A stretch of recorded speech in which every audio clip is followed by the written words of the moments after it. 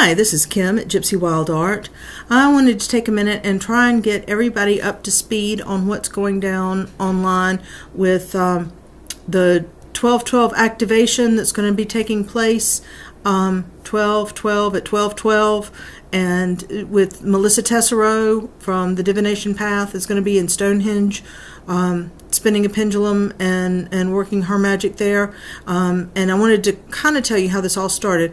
I was on Marina Beech's page, the Soul Alchemist, and she had a post that she did that was a video of to pick a key, and then she was going to do an interpretation and an activation later in the week on 12/12. I think is when she had planned to do it. Well, anyhow, Melissa and Marina and I all picked the same key. It had a triquetra on it, which is my personal pendulum, but the key in the video had the same design, which is the power of 3. It's the maiden, mother, crone, or the 3 phases of the moon, depending on how you look at it. So that kind of started this ball rolling. We thought about that. We all had the same key. Then my friend Melissa is in England, and she is on vacation. She's going to a vineyard and drove by Stonehenge. And I was like, wait just a minute. Nobody drives by Stonehenge. You've got to stop and get out and go inside. And so I mentioned that, and she's going to make arrangements to go back. On her way back home, she's going to stop at Stonehenge, which is going to be on 12/12. And she's planning on going live about 12 o'clock, and she's going to do the activation at 12/12, is my understanding.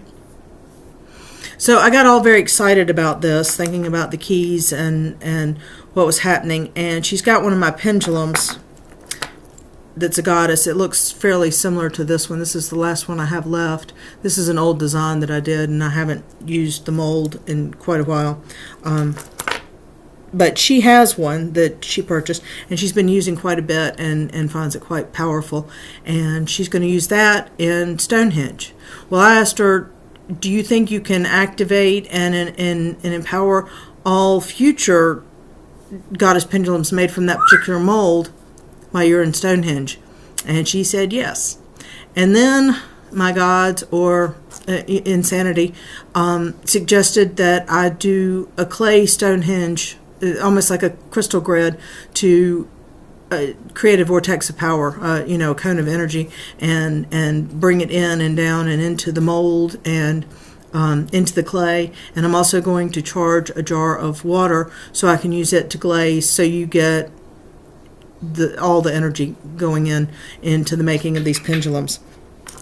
So that is what our intent is, and I just want to talk a little bit about the pendulums. This is an old mold. I had to go to the basement and find it.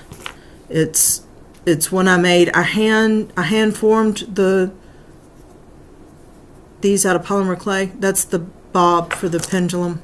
There's 2 of them. One's a little longer, one's a little shorter.